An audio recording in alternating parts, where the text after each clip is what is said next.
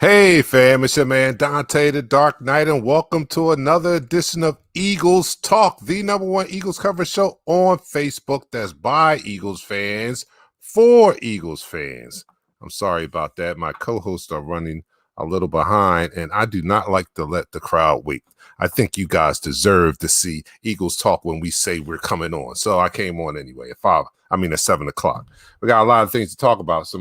Some breaking news in the NFL today. Two tight ends got signed for a lot of money, and which leaves our tight end.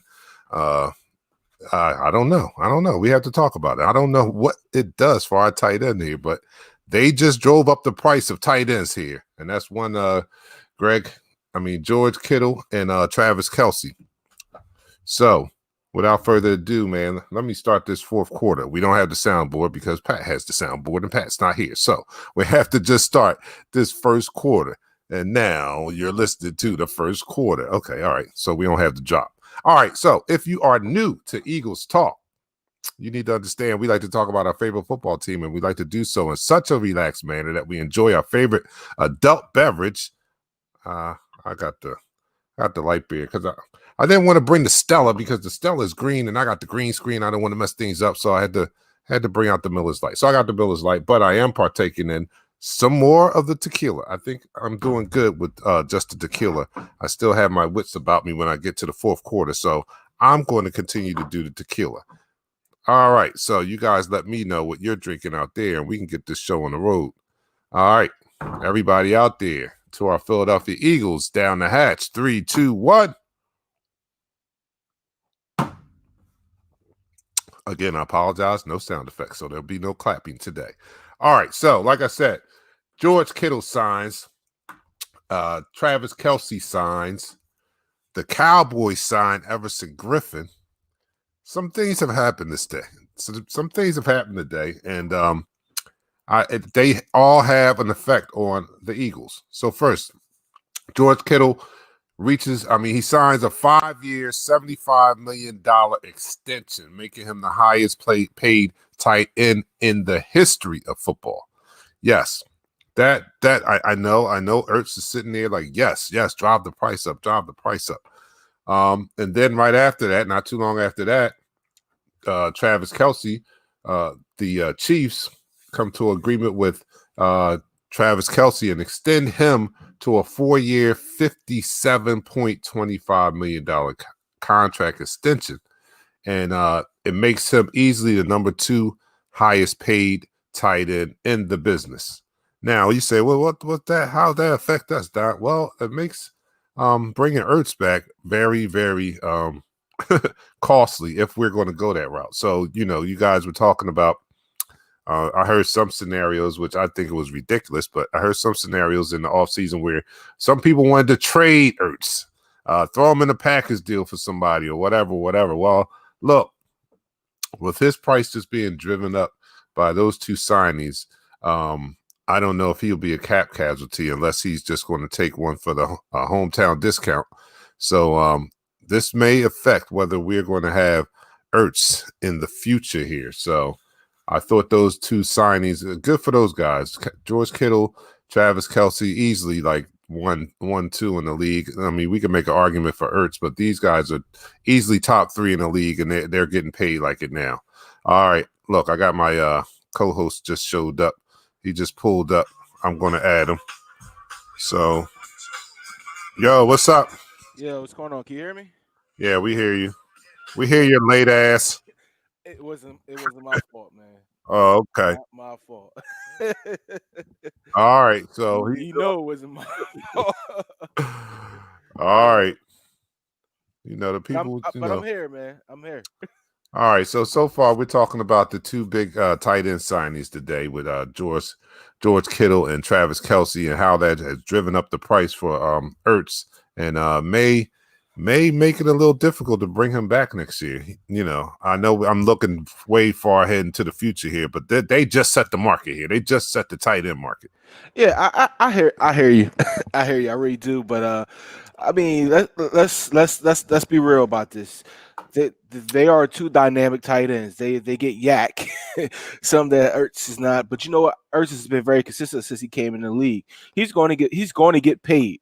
But we have two dynamic tight ends. We have two dynamic tight ends that make this offense go, along with a quarterback that's going to be our franchise. So I don't think the Eagles as an organization is going to let Ertz get out there because they understand the ability and what he presents and brings to this offense. I hear a lot of people talk about Dallas Goedert. He's the future of the tight end for the Eagles, but don't you think having two dynamic tight ends is better than having one? Look at what the Patriots did when they had two dynamic tight ends. They were unstoppable, and believe it or not, we're following the same formula here, man. Yeah, I understand that. And don't get me wrong, I would love to keep both of them. I'm just saying that this is going to make it a little bit more difficult to be able to afford. When players position average salary goes up, it makes and that player is good, that makes his salary go up. So He was already going to be paid like the top three, and now those top three are getting even more than probably what we anticipated here. But I'm gonna leave it up to Howie, because Howie's he's the salary cap wizard, and if anybody could bring him back into the fold, Howie is the one. So hopefully Ertz is a team friendly guy, wants to give the team a hometown discount, and signs here, and we can keep him in the fold. But I just thought those two signings were very interesting. Now I know most people are out there. They're waiting for the main show, the main topic here, where we're going to talk about the 2004 Super Bowl Eagles versus the 2017 Super Bowl champion Eagles. Who would win that game? I put it out there. I got a lot of responses. I got people chomping at the bit in the chat room right now. As a matter of fact, I have taken way too long to get to you guys. So let me start off by saying thank you guys for joining us and being in the chat room. And the first one that was here today was Justin. Justin was the first one in the chat room. Yes, you were, Justin. And Christopher Burton was second. He said, "What's up, fam?" Bill Kroll was third. Bill Kroll says, "Gotcha. What's up?" And then your fiance, soon to be wife, very soon here, jumps in fourth and says she's the first one there. Oh my God, you have got a lot. you got a lot to be looking forward to. Is this the way this marriage is going to be already? Look, and he can't say anything. Like, you was first, baby. You was first. JT, she called me like, "Where you at?" JT, what's good, brothers? What's up? What's good, JT? Hi, Becky. Becky saying hi. Becky's birthday is today. Everybody say happy birthday to Becky McPherson. Birthday to you. Yes. Sue is here. Sue, what's up, Sue? Sue called me over, invited me over for the pool, and I got a project. I couldn't even come and take advantage of the pool, but I appreciate it. All right, so everybody's in the room. Also wanted to talk about Ertz is better than both of them. Somebody said Ertz is better than both of the guys. That's just he's consistent. He's been very consistent since he came in the league. Let's put it that way. I mean, I'll give him that. Coach P back. Yeah, Cliff. Coach P is back in the building. Yes, I didn't get to that latest news, but yeah, Coach P has kicked the Rona. He's back in the building, and it's good because the guys are starting to get some grass time. I think next week they'll be hitting or something. They putting on pads on today. Oh, they put them on today? Wow. Yeah, I think, if I'm not mistaken, they put the pads on today. All right. I thought it was next week. But Isaac Ware, don't sleep on Dallas. Yes, and I have to talk about that because Everson, what's his name? Everson Griffin, signed with Dallas today. So now Dallas is shoring up their defensive line. We got Vinny Curry. Yeah, all right. Okay. Vinny, you mean zero Pro Bowl Vinny Curry? Yeah, we got him. You know what? He's been very consistent, man. He's been consistently doing nothing. He's been very consistent in his doing of nothing. How about this? Lane Johnson is back. Lane Johnson Lane Johnson is back in the building too.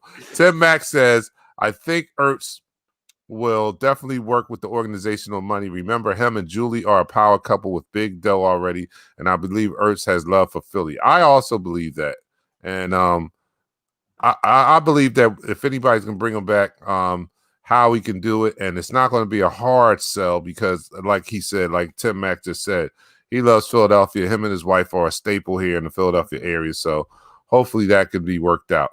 All right, they already talking about the 2004. No, not yet. Okay, Tim Mack says, oh, he's talking about the 2004, 2017 team also. Consistency is so key in my life. All right. We have no players. Christopher Burton is updating us. We have no players on the COVID reserve. That's good. That's good. So everybody's in camp, everybody's healthy, and but it's going to be a heck of a task to keep that number that low for the entire season. Come on. I mean, we got to be real. I mean, they're not playing in the bubble, and the NBA and the NHL seem to be doing it the right way. See what happened with baseball. You let these guys go home every day. I understand. You trust that they're going to do the right thing, but the more exposure they have to the public, the more of a chance that they have of getting it. And you saw what happened with the Florida Marlins operating not in the bubble. Yeah. And the entire NFL is going to be operating like that. So we're going to trust. They're going to have to trust these guys to be professionals and take it seriously and take care of themselves while they're not in the facility and stuff like that. So, we have that coming up. But yeah, definitely. You are late, so you need to take your shot while I go through some comments. What were you taking a shot of? I'm still doing the tequila. Tequila. I was going to say one of tequila. I got a bottle of Hennessy. I got a Hennessy with my name on it. I do. It's special. And so in terms of bottle of Hennessy that I have my name on, drink some Hennessy that I have already cracked open. Oh, Henny. Ooh. Yeah. When the Henny in the system. Wow. No telling. It's a special occasion with the with this thing, man, because 2004 I was drinking Henny. Okay. All right. So Pat's going to do his. You got your sounds? Yes, I do. All right. Okay. Well, 3, give yourself 2, 1. an applaud. So there's Pat has his. All right, so we're going to end this quarter, man. So now you're going to have to take back-to-back. I did that on purpose. All right. And that's the end of the quarter. So that's the end of the first quarter, man. And the topic of the evening is coming up. I know you guys are biting at and we're going to debate this. This is probably going to be like a 2-quarter type thing. So, he got a Henny. All right, so you're watching the Philadelphia Eagles. I mean, you're watching Eagles Talk. I'm sorry. The Eagles Talk coverage show. About our Philadelphia Eagles. We like to talk about our team, and we like to do so in such a relaxed manner that we enjoy our favorite adult beverage. I'm drinking the Miller Lite because I didn't want to bring out the green Stella bottle and mess up, the green screen. And I am continuing to drink the Cazadores tequila. So you guys let me know what you're drinking out there. Pat had took it to Shannon Sharp levels. And he's drinking. He got the hen dog. Only thing missing is the Black and Milds, but I know he's not going to touch those. I got the cigars. I know you got cigars, but they're not Black and Milds. All right, so let's begin this second quarter. Pat. You're now listening to the second quarter. All right, so here we go. Down the hatch for our Philadelphia Eagles. Here we go. 3, 2, 1.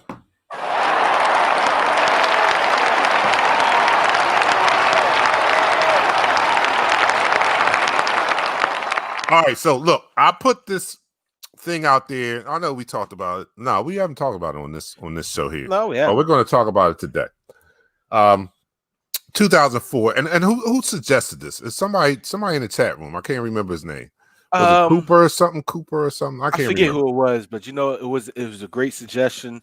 He suggested like 2 or 3 shows ago, I believe, and 2 shows ago, and we were supposed to speak on it a little bit last show, but we got a little. We got in the zone last week. Yeah, we got in the zone with the 5 players you would bring back. So we got carried away with that. But now we have enough. We have enough time here, and I've dedicated this time to tackling that subject, which is the 2004 Super Bowl Eagles. Although they lost. Versus the 2017 Super Bowl champion Eagles. Who do you think will win? And we're going to put this disclaimer out there. Everyone's healthy. For the sake of this argument, everyone's healthy from both teams. who you got, Ooh, let me know. You know what? I don't know if you could do that because I know we would say we want Carson, but the magic that Nick did in that Super Bowl. I mean, do you want to put Carson in there? I would put Carson in there. Okay. Carson was hot. You know what? I'm gonna jump from the gate, man. I'm gonna go from the gate, man. First and foremost, both of these defenses got shredded. I mean, they allowed New England to go down the field on them. The 2004 Eagles, after Donovan gave him a lead, they kept allowing them to go down the field on them, and they put them in bad situations. Our defense in 2017, man, we allowed a Super Bowl record of 500 plus yards passing. So when we look at these defenses, yes, the 2004 defense was way better. They were way better. But let's be real, man. The offense had T.O. The offense had Brian Dawkins. The offense had Freddie First Down, Fred X Mitchell. It's hard to think about who would come out in this one. Don McNabb was special, even though he threw up. That team might have been if not for the cheater-rich Patriots, watching their plays in practice, I think the 04 Eagles might have been our best team. But with that being said, I can't say no to our 2017 Eagles, man. They got us over the hump, and even with the talent they had on every side, on every position, they had talent. I think the 2017 Eagles will definitely beat the 2004 Eagles. It will be a very close game. But I think at the end of 2017, guys will pull it out. They would have pulled it out. So, that Drexel Davis says he gives the edge to the 2017 team. Pat, somebody said, Pat, you drunk already. You talking about something. You don't know if you would bring Carson back. Carson was lighting it up in 2000. Yeah, yes, I agree with that. He wouldn't have got hurt. He would have still been on that same roll. He was lighting it up. He would have.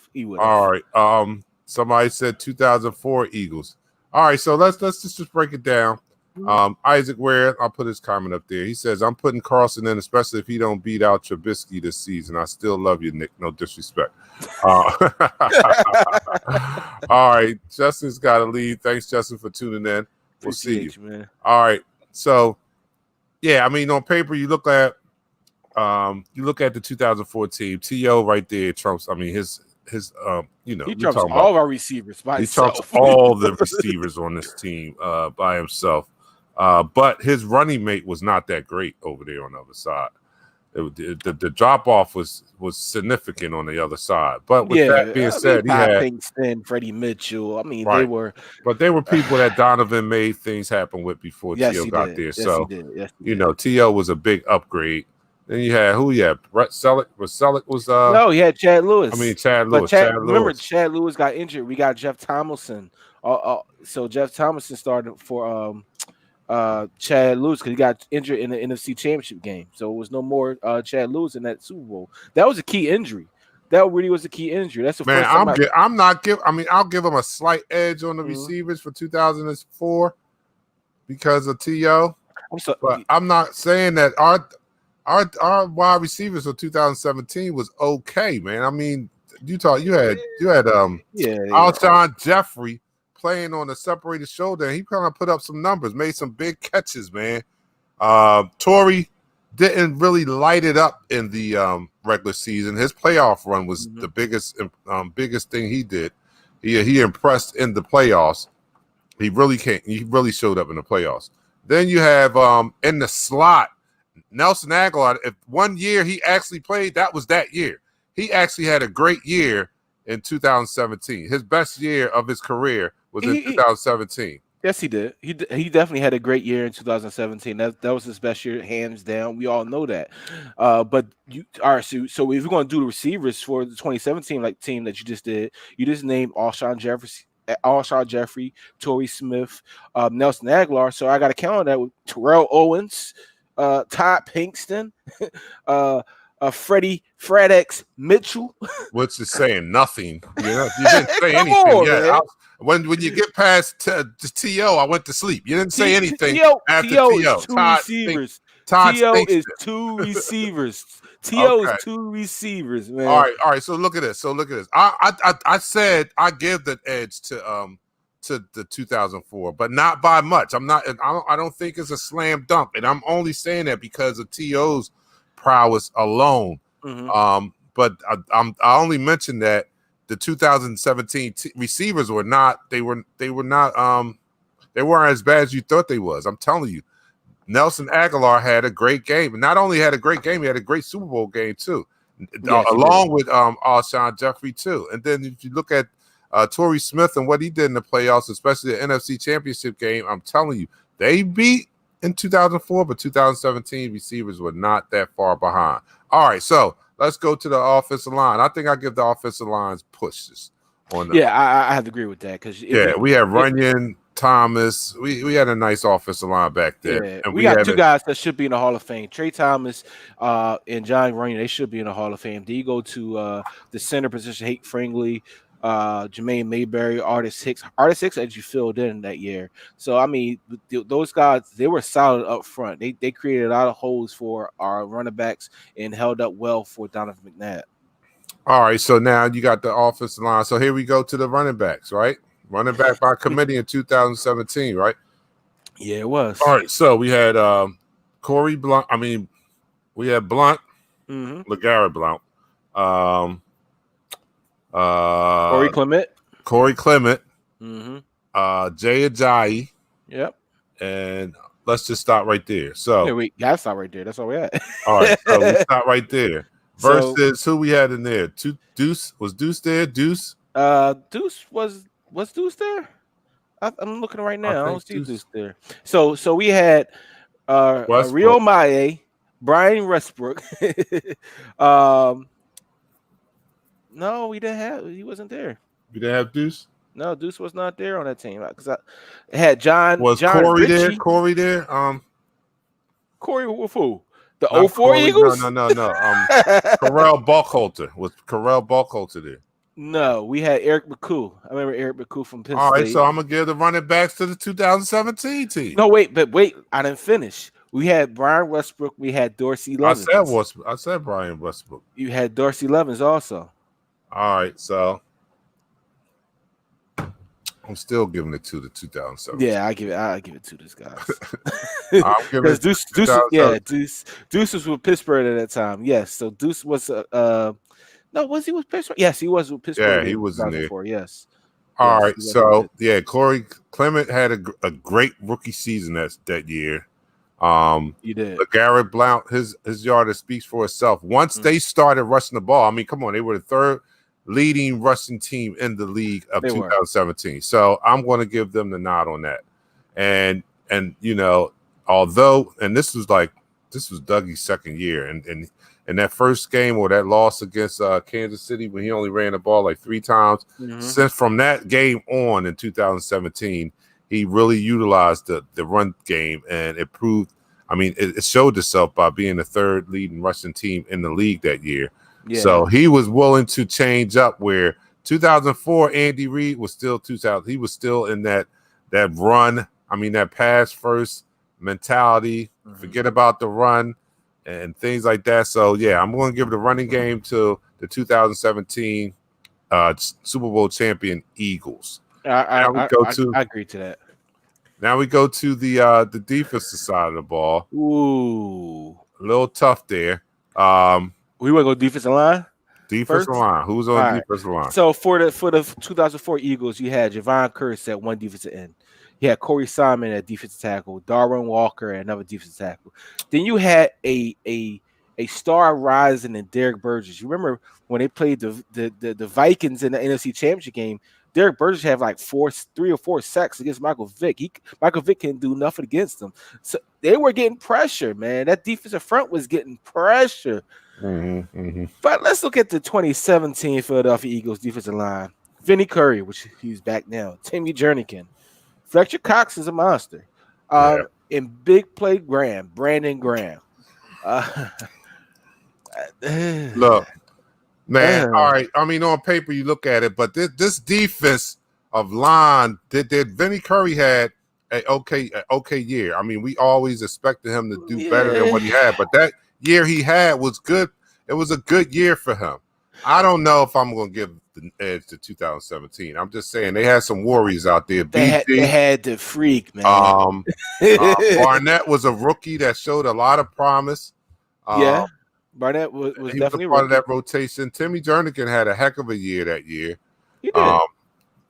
He really complimented Fletcher Cox, and because of that defensive line was a reason why they were number one against the rush, or in the top 3 against the rush. They were number one against the rush. Let me be honest with you about that thing, because a lot of people think that we're number one against the rush because we're a great run team or run defense team. Yes, we had great against the rush because teams realized they can pass the ball against us. We were terrible against the pass at one point in time.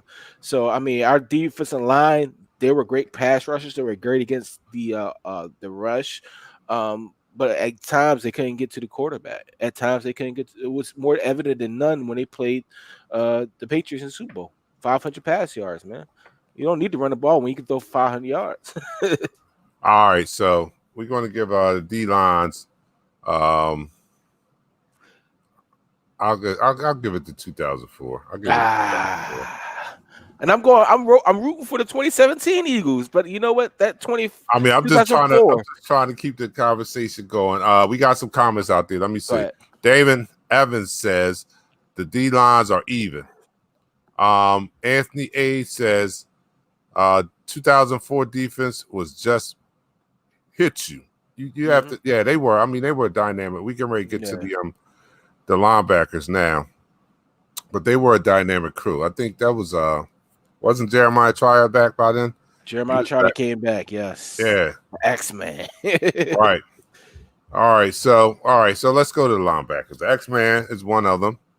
All right. So the 2004 linebackers. Well, this is I can tell you who won this one, but Mark Simonu. I still can't say his name right. Dhani Jones, the guitar guy. Oh yeah, he was. Yeah. All right, go ahead. So the 2017 starters for the Philadelphia Eagles, you had Michael Kendricks, who was a big playmaker for us. Yeah, he was great blitzing. If Shell was here, he'd tell you how good a blitzer he is. Yeah. Then you had Nigel Branham at the other outside linebacker, who had a great year. Then you had Jordan Hicks, who was having an outstanding playmaker year also until he got injured. But we're talking about he's healthy now. So yeah, I'm taking those guys. I'll take those guys too. I'll take 2017 guys. All right, they're just more. They were more around the ball than. All right, we can go cornerbacks and safeties. We really have to? Let's go through third part. We'll go through the drills, but do we really have to compare that secondary that gave up a record 500 yards in the Super Bowl compared to Brian Dawkins, Sheldon Brown, Lito Shepherd, and Michael Lewis. Yeah, 3 Pro Bowls back. All right, let's stop this quarter. End this quarter. And that's the end of the quarter. All right, so that's the end of the quarter, man. The end of the second quarter. You are listening to and watching Eagles Talk, the number one Eagles coverage show on Facebook. That's by Eagles fans, because we're by Eagles fans. We're not getting paid just like Sanders, Deion's not getting paid by NFL Network no more. They didn't bring Barstool. All right, so we're not getting paid. So you're watching the number one Eagles coverage show on Facebook by Eagles fans for Eagles fans, and we like to talk about our favorite football team in such a manner that we enjoy our favorite adult beverage. We like to talk to you guys like we're in the barbershop, like we're standing around the water cooler. Although that's a thing of the past. That sounds very dated. To stand around the water cooler. Nobody stands around the water cooler. Give me 6 feet. Anyway, like the barbershop, on the corner, in the garage, at the bar. We like to talk to you guys just like that. So we enjoy ourselves as we enjoy our favorite adult beverage. And tonight I am enjoying the Cazadores tequila. My buddy is doing the hen dog in honor of Shannon Sharp, I guess. I don't know, but he got the hen dog over there, and it's a weeknight. Also, we got to go to work tomorrow. He's drinking hen dog. All right, so everybody, let me know what you're drinking out there as we continue this argument. 2004 versus 2017. Which team do you have? All right, here we go. Down the hatch. 3, 2, 1.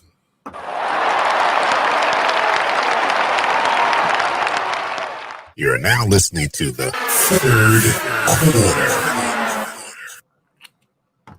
So we pick back up where we're comparing the secondaries of both of those squads, and where it really doesn't need to be mentioned. I mean, you're talking about Lito Shepherd, Sheldon Brown at the corners. Who we have at the corners for the 2017 team? Jalen Mills, Ronald Darby, actually, and Ronald Darby. Mm-hmm. And even if they were healthy, they can't compare. And they were healthy. They were healthy, yeah, and they gave up 500 yards. So yeah, they give up a lot of yards, man. A lot of yards. So there's no comparison there. We give the nod to 2004 on that one. We don't really need to go to the secondary, although we did have a great one in Malcolm Jenkins back there. Ronnie McLeod, and McLeod, they were good. They were good safeties, but when you got to compare them to a Hall of Famer like B. Doc and Michael Lewis, Michael Lewis, that was I have to give the nod to 2004. Then it's not a blowout like it is with the cornerbacks. It's a little closer. Yeah, it is. But the 2004 team does get the nod with the safeties. What do you guys think right there? Who wins the safety battle? 2004, 2017. Now you tell me your view on that. Seriously. I could put Ike Reese at safety. He would have been better. Listen, you talking about who should have been a first ballot Hall of Fame, Brian Dawkins. You talk about Michael Lewis, who was just straight up can hit you. He was the same size as the linebackers. These guys could cover and hit you at the same time. You had a defense that was basically schemed off of Brian Dawkins. I mean, that speaks volumes. There's no comparing that. Let me give a shout out to Jay Ray on the screen right now. Hello, everyone from Houston, Texas. Thanks for tuning in from Houston. Yes, sir. Jay, we appreciate that, man. I should make my co-host do a shot in honor of you just because he was late. Got to go work tomorrow. Mills and Darby was getting burnt all the time. Yes, sir. Burnt like toast. You right, Clifford. So double moves, man. Those double moves. All right, so let's go beyond the field here. We done did the positions here. Let's go to the coaching staff. All right, so on the offensive side of the ball, we had Doug Peterson and Frank Wright, and we had Andy Reid and I forget who was. It's Morningwig. Morningwig was his. And that's a formidable group right there. But I'm going to give the nod to the 2017 team. I'm sorry. I'm giving a nod to Doug Peterson and Frank Wright because we scored that. Our offense was blazing that year. I mean, even when we won the Super Bowl, we put up 41 points against the New England Patriots. Something that the 2004 team had no chance of doing. So we had a terrible defense in that Super Bowl, but the freaking Patriots had a much worse defense than we had. So right. But I'm giving the credit to Doug Peterson and you know what Frank Wright because they did. I mean, come on, we faced a couple top five defenses that year and shredded them. That one that started the drinking on this show. Yeah, the number one defense, the Denver Broncos at the time. Yeah. We put up a 50 burger on them. That's what I was going to mention that. That's what birthed drinking on the show. That's what that came from. I was going to mention that. I was going to say, you know what, they did. They didn't shy away from competition. They went straight at everybody's necks that year. And Carson Wentz was the gunslinger that we've been looking for a very long period of time. And he made that offense go. I mean, he was a special. He was a special guy. Even though he got injured in the season against the Rams, he threw a touchdown over a torn ACL. That's how special he was, dynamic he was. Was McNabb the same? You could say yes in a way. You know, he did play against Arizona with a broken ankle. Broken ankle, yeah, but Yeah. ACL, you came in with an ACL, ACL. Wait a minute. Terrell Owens played with a broken leg, he said. Yeah, well, Alshon Jeffrey played with a broken collarbone. I mean, just tape it up. You could still run. You know, he had a broken leg. He couldn't run. All right. So, I give it to Doug Peterson. I'm taking Doug Peterson and Frank Wright on the offensive side of the ball. On defense side of the ball, come on. All you got to do is say Jim Schwartz and Jimmy Johnson. There's no comparison there. You got to take Jim Johnson. I can make an argument though. No, I you can make can't. an argument. No, I you can make can't. an argument No, only Where's because my flag at? Where's my flag at? only in this situation here. I mean, over the course, I can make an argument for Jim Schwartz and his in his career and where his defenses have finished, but I'm not going to go that far because that'll be a tougher argument to make. Yeah. JJ definitely had a better career, but in this particular situation where we're comparing these 2 years, JJ had better talent, and Jim Schwartz got the most out of what he had. For him to have the top-ranked Russian defense, we were not. I think we were a top 10 defense that year. If you want to look it up, I think we're a top 10 defense. And for when you look at the personnel, because when you compare the personnel, you kind of think that Jim Johnson we're number 2. better. That year we were number 2. Number 2 defense overall. 2004, we were number 2 defense. Oh no, that deep. I'm not talking about. I'm talking about 2017. 2017. I'll go back to it. 2017. This team ranked number 4 overall.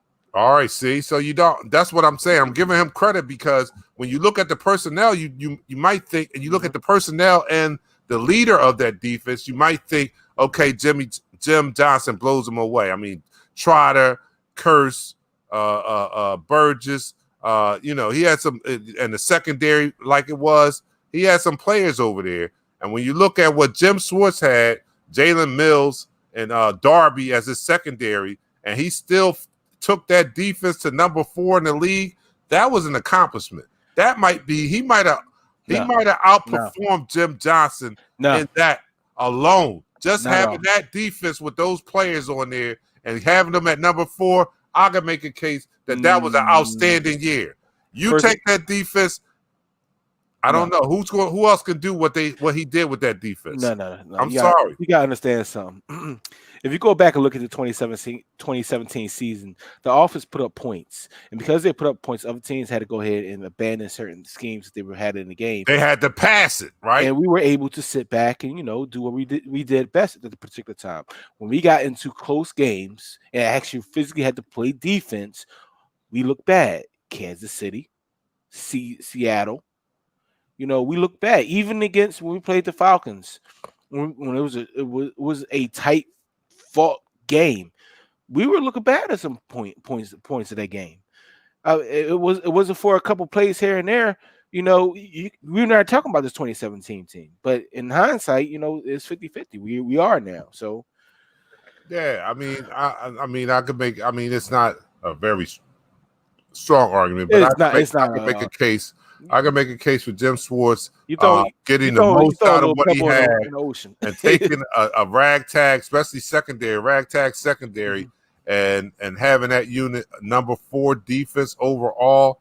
That's a feat. When you look at that secondary and how we say that, how bad that secondary was, to have that overall defense as a number 4 defense, that was good coaching right there. So I'm not just going to dismiss.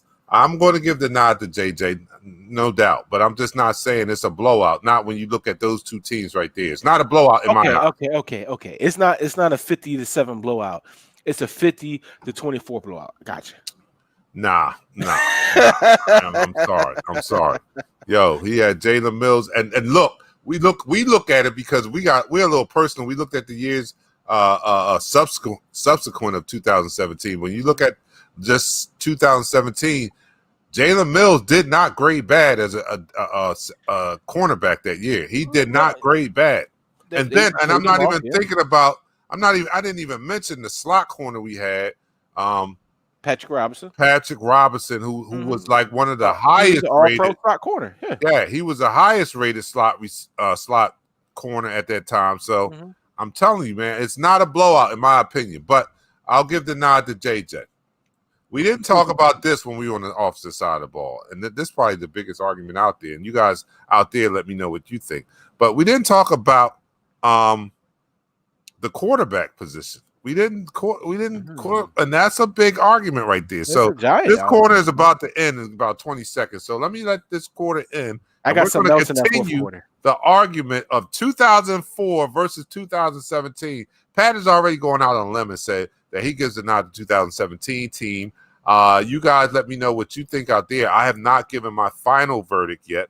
and made the case for that. But this is the end of the quarter, so let's end this third quarter.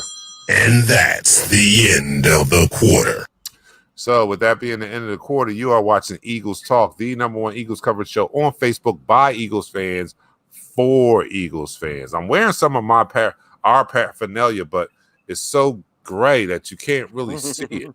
Yeah, oh my goodness. So you can't really see it, but I'm just happy that I'm gray right now because my webcam was messing up. I had to find the settings for that because the white balance didn't seem to be working. But now I'm on point right now. So I'm happy with that. I see that you're an essential volunteer over there. Yes. And we're going to let's start this fourth quarter, man.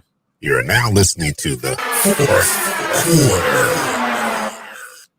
All right. So, like I said, you're watching Eagles Talk, the #1 Eagles coverage show on Facebook by Eagles fans for Eagles fans. We like to talk about our favorite football team, the Philadelphia Eagles, and we like to do so in such a relaxed manner. First of all, that we conversate with you. We don't talk at you. We talk with you. We include you guys in the conversation that we're having on here. So what you're saying in the chat room means a lot to us because we listen to it, we bring it on the screen, and we like to have dialogue back and forth. So this fourth quarter, we're going to continue the debate on who would win the 2004 Philadelphia Eagles Super Bowl, Philadelphia Eagles versus the 2017 Super Bowl champion Philadelphia Eagles. And Pat has already jumped out on the limb and said he gives the nod to 2017 team. We're going position by position, and we're going to get to the bottom of this. And at the end of it, I'll give you my thoughts on it. So here we go. I am drinking this quarter. I'm not drinking that. I'm tapping out. I'm tapping out because it still may be early enough for me to have a cigar. So I don't want to. I want to still be able to sit with my cigar. So I'm tapping out. But Pat has been late, so he's got to take the shot. So he's drinking the Hennessy. This is like hazing. All right, he got to take the shot. All right, so he's drinking the Hen Dog in honor of Shannon Sharp. And everybody out there, let me know what you're drinking. Sharp. So here we go. Everybody down the hatch. 3, 2, 1. All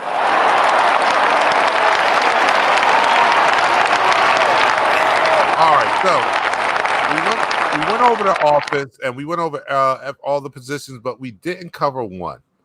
We didn't cover the quarterback. So it seems appropriate that we hold that one to last. So we missed two. The kickers.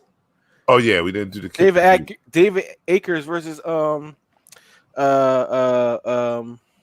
61 yarder. I gotta give him a push on that. I mean, David Akers overall, I mean, career wise, yeah, you give David Akers the thing. But that year, if you're just gonna pick him from that year, from the 2017 team, he was clutch that year. He's very clutch. So I'm gonna have to give that one a push on there. I agree with you. So let's go to the quarterbacks. Quarterbacks, we got Donovan McNabb versus we got a two-headed monster on the 2017 team. And this is where it gets interesting because some people would say you play Nick Foles because Nick Foles won the championship. But I'm saying if everybody's healthy and all, I'm playing Carson Wentz. Carson Wentz was on fire up until his injury. He was on fire. And it's nothing that tells me that he wouldn't have continued that in the playoffs. Now, we know that Nick actually did do that. So, number one, we have to first decide on who we're going to put up as the 2017 quarterback. I say I put up Carson Wentz. You did. You guys let me know what you think out there. You did. You said we asked this question, said who would be Nick Foles because of his playoff run, or would it be Carson Wentz because how great he was during the regular season? And I agree with you when you said Carson Wentz had to be the quarterback, everybody being healthy. If you look at everybody being healthy, the 2017 Eagles had a dynamic team. I mean, they're Jason Peters is healthy. Darren Sproles would be healthy. Jordan Hicks would be healthy. We would be outstanding. That team would be heads above every team in the NFL. No argument at all about that. So I'm picking. I would say, that's a tough one. I mean, we're talking about two. We're talking about two good quarterbacks. If we're gonna go with Wentz, like I said, we're gonna go for the 2017 team versus Donovan McNabb. who was at one point, he was an elite quarterback in the league. Me and my brother was talking about it earlier today. Yes, I don't know if he's a Hall of Famer, but he definitely played at elite level for a few years during his career, and 2004 was one of those years. Mm-hmm. So Carson Wentz definitely was on pace to be the MVP of that year. Mm-hmm. And like I said, I believe if he was on fire. If he would have continued and not gotten hurt, he could have had that 13-3 record very easily, maybe even 14-2. Actually, he was on that type of roll right there. So I'm going to give the nod to me personally. I'm going to give the nod to Wentz. I'm going to give the nod. And in essence, I'm saying I'm giving the nod to the quarterback play of the 2017 team. So 2017 team wins the quarterback position. I agree with you. I mean, listen, McNabb played with heart. For some reason, 2004, he ran the ball less. He was more trying to be a pocket passer with the weapons that he had at a particular time. And we forgot about L.J. Smith. He was a what they would call a different type of tight end at that time. He wasn't a traditional tight end. He was more of a pass catching tight end that couldn't catch. I won't reel that one back in. But Carson Wentz threw for 33 touchdowns, 3,200 yards, 7 interceptions. That number alone, that was great, man. I mean, you can't. And that wasn't even in the season stats. Like, if you compare that to Donovan McNabb's 2004, Donovan McNabb 2004 threw for 3,800 yards, 31 touchdowns, and 8 interceptions in 15 games. Ooh, not bad. 15 games, but hold on, wait up. You said 38. Carson did that in 2 less games. 2 less. Yeah, I know. He was on fire. He was on pace. Like Drexel Davis says, he was on pace to throw like 40 touchdowns. There it is up there. 4,000 yards too. Neil says, Wentz, yes. If he has a healthy season, yes, Wentz. I take Wentz. Never heard that in my life, Tim Mack said. Carson had a hell of a year that year. I want to say this about And I want to say this about Nick Foles. We praise Nick Foles and always say I love this guy for doing what he did for us in the playoff. It was just like a basketball team. You got to pass it to your guy, or you give it to the closer at the end of the baseball game and let him close the game. But if he started from game 1 in 2017, I don't think we make it to the Super Bowl. Right. That's my opinion. All right, Isaac Ware says, facts. Remember, Russell Wilson led the league with 33 touchdowns, one more than Wentz. Wentz would have had a 40 burger easy. Quentin is not an Eagles fan, so I'm not putting him up there because I don't think so. You're going to have to prove it to me because he's been saying some controversial statements there. I'm not going to put him up on the screen. You know what? He did say something real, though. He did say something real earlier in the comments. He said, I gotta find it. Now I gotta go back and get it. Give me a minute. Go to another fan. I will bring it. All right. Okay. So Sue's agreeing with you, but I'm about to drum roll it and give you what my thing is. So you know me, I can be long winded. All right, we got 2.5. All right, so here we go. So we've I got the comment though. Before you go ahead. Go ahead. By quitting, he said can't put Foles because if he starts week 1 of 2017, we don't get first round bye. So I believe he's an Eagles fan. Okay, he's a very critical Eagles fan.